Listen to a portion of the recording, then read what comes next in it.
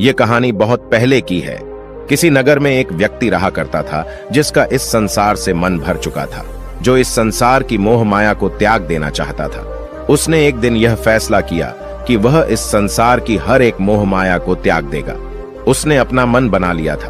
उस व्यक्ति ने सन्यासियों का जीवन देखा था और उसने अब यह तय कर लिया था कि वह अब एक सन्यासी बनेगा। वह तुरंत अपने घर से निकलकर पास में रह रहे एक बौद्ध भिक्षुक के पास जाता है और उनसे कहता है कि मुझे एक सन्यासी जीवन जीना है। मैं इस संसार की मोह माया को त्याग देना चाहता हूं। इस पर वह बौद्ध भिक्षु उस सन्यासी से कहते हैं कि क्या तुम सच में सन्यासी का जीवन जीना चाहते हो? इस पर वह व्यक्ति उस बौद्ध भिक्षु के सवालों का जवाब देता है और कहता है, जी बिल्कुल। वह व्यक्ति कहता है, मैंने तय कर लिया है कि अब मुझे इस संसार की मोह माया को त्यागना है। उस वृद्ध की बात सुनकर बौद्ध भिक्षु कहते हैं, तो ठीक है, लेकिन तुम्हें मेरी एक बात माननी होगी। इस पर वह व्यक्ति कहता है कि मैं आपकी सारी बात मानने को तैयार हूं। इस पर वह बौद्ध भिक्षु उस व्यक्ति से कहते हैं कि आज के बाद तुम मुझसे कभी नहीं मिलोगे। जब मुझे जरूरत होगी तब तुम्हें खुद ही बुला लूंगा। हमारे आश्रम में 1000 सन्यासी रहते हैं। तुम्हें उन्हीं की तरह रहना है और उन्हीं की तरह खाना है, उन्हीं की तरह वस्त्र पहनना होगा और ठीक वैसा ही जीवन जीना होगा जैसे कि वे सब जी रहे हैं। इस पर वह व्यक्ति कहता है कि ठीक है गुरुवर, मैं तैयार हूं। इतना कहकर वह व्यक्ति उस बौद्ध भिक्षु को प्रणाम करता है और वहां से आश्रम की ओर चला जाता है। आश्रम में जाने के बाद उसे एक कमरा मिलता है। वहां जाकर चुपचाप बैठ जाता है। आश्रम में रहने वाले सभी लोग उसे चावल कूटने का काम दे देते हैं। वह व्यक्ति उन 1000 सन्यासियों के लिए हर रोज चावल कूटने का काम करने लगा। इसी तरह उसका जीवन व्यतीत होने लगा। उसे लगता था कि जब गुरुजी को उसकी जरूरत होगी तब वह उसे बुला लेंगे। इसी इंतजार में वह व्यक्ति वहां रहने लग जाता है। वह सुबह से लेकर शाम तक केवल चावल कूटने का ही काम करता था। उसे यह काम करते करते धीरे धीरे 12 साल बीत गए। अभी तक वह बौद्ध भिक्षुओं ने उस चावल कूटने वाले व्यक्ति को कभी नहीं बुलाया। लेकिन यह काम करते करते अब उस चावल कूटने वाले व्यक्ति के मन में कोई भी विचार नहीं रह गए थे। न ही कोई अड़चन और न ही कोई समस्या उसके मन में पनप रही थी। 12 सालों के बाद वह बौद्ध भिक्षु कब बूढ़े हो चुके थे। उन्हें लग चुका था कि अब उनका अंतिम समय आ चुका है और उन्हें अपना एक उत्तराधिकारी चुनना होगा। इसीलिए उन्होंने पूरे आश्रम में घोषणा करवा दी कि जो कोई भी मेरा उत्तराधिकारी बनना चाहता है वह देर रात में मेरे कमरे के बाहर 4 पंक्तियां लिखकर जाएगा और उसे उन पंक्तियों में बताना होगा कि जीवन जीने का सही तरीका क्या है, इस जीवन को किस तरीके से जीना सही है। इस जीवन का सत्य लिखना होगा। लेकिन एक बात याद रखना, उसे खुद के अनुभव के द्वारा लिखना होगा। किताब में कही हुई बातों को नहीं लिखना होगा या कहीं से नकल मारकर नहीं लिखना है। जो भी यह बताने में सफल हो जाएगा वही मेरा उत्तराधिकारी होगा। आश्रम में जितने भी लोग रह रहे थे वह सब उस बौद्ध भिक्षु को बहुत मानते थे। कोई भी उन्हें धोखा नहीं देना चाहता था। सभी भिक्षुओं के मन में यह चाहत थी कि वह उनका उत्तराधिकारी बने, लेकिन कोई भी यह काम करना नहीं चाहता था।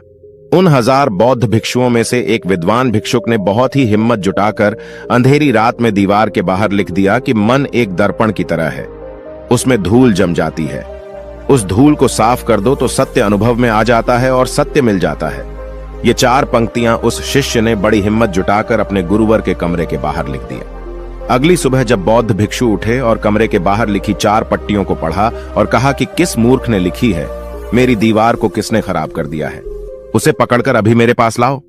जब आश्रम में सभी लोगों ने पता किया तो पता लगा कि वह विद्वान शिष्य उन पंक्तियों को लिखने के बाद रात्रि में ही उस आश्रम को छोड़ दिया था, क्योंकि यह विचार उसके अपने नहीं थे और विद्वान शिष्य ने जाते जाते अपने कुछ मित्रों से कह दिया था, सुबह अगर गुरुवर को मेरी कुछ 4 पंक्तियां पसंद आई तो वह लोग मुझे बता देंगे, और अगर इन 4 पंक्तियों को पढ़ने के बाद गुरुवर गुस्सा हो जाएं तो तुम सब मेरा पता उन्हें कभी भी मत बताना।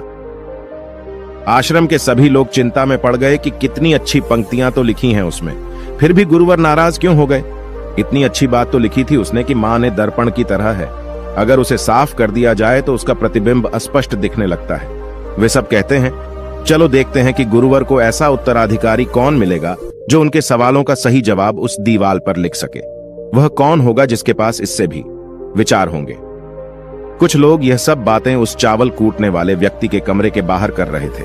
वह चावल कूटने वाला व्यक्ति पूरी बातें सुन लेता है और जोर जोर से हंसने लग जाता है। लोग उससे पूछते हैं, इसमें हंसने वाली बात क्या है? तुम्हें इसमें क्या गलत लगता है? वह चावल कूटने वाला व्यक्ति कहता है, गुरुवर सही तो कह रहे हैं कि किस नासमझ ने यह सब लिखा है। इस पर वैसे लोग गुस्सा हो जाते हैं और उस चावल कूटने वाले से कहते हैं कि तुम्हें क्या पता, तुम तो 12 सालों से सिर्फ चावल कूटने का ही काम कर रहे हो। तुम्हें किस बात का ज्ञान है? ना तो तुम्हें शास्त्रों का ज्ञान है और न ही गुरुदेव ने तुम्हें कभी ज्ञान दिया।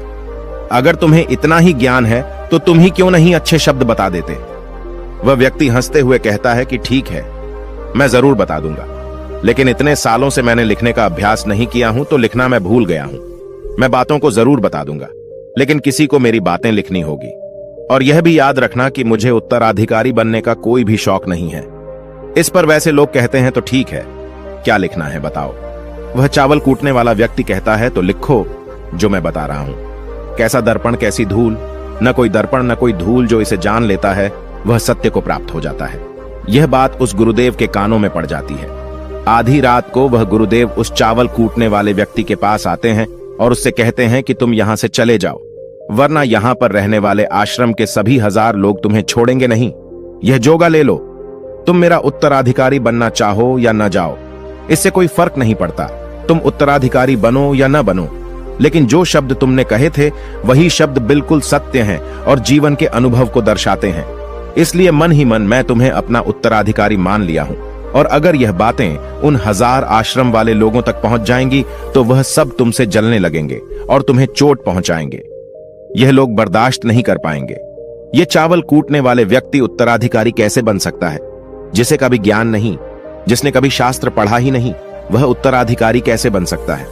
वह भला कैसे सत्य को प्राप्त कर सकता है? और यहां पर शास्त्र जानने वाले सभी लोग सर पीटते रह जाएंगे। इसलिए तुम यहां से चले जाओ, कहीं और अपनी दुनिया बनाओ और वहां के लोगों को ज्ञान से भर दो। इस पर महात्मा बुद्ध ने भी अपने एक शिष्य से कहा था, जब तुम्हारे मन की सारे विचार शांत हो जाएं, तुम्हारे भीतर विचार आना बंद हो जाए, उस दिन से तुम्हें सत्य का अनुभव हो जाएगा। तुम सत्य का अनुभव करोगे, खुद को भी और इस ब्रह्मांड को भी समझ पाओगे। और यही बुद्धत्व प्राप्ति का पहला कदम है।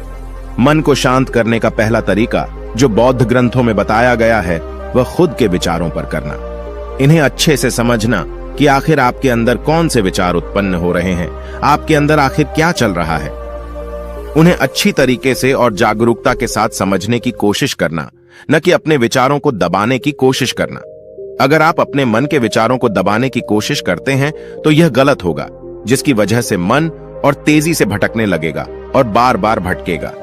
लेकिन जब भी आपको लगने लगे कि आपका मन बहुत तेजी से भटक रहा है तो तुरंत आप उस पर ध्यान देना शुरू कर दें। उसको जागरूकता के साथ देखें और अपने विचारों पर ध्यान दें। निरंतर प्रयासों के बाद आप पाएंगे कि आपके अंदर विचारों को जागरूक होकर देखने की एक आदत सी लग गई है।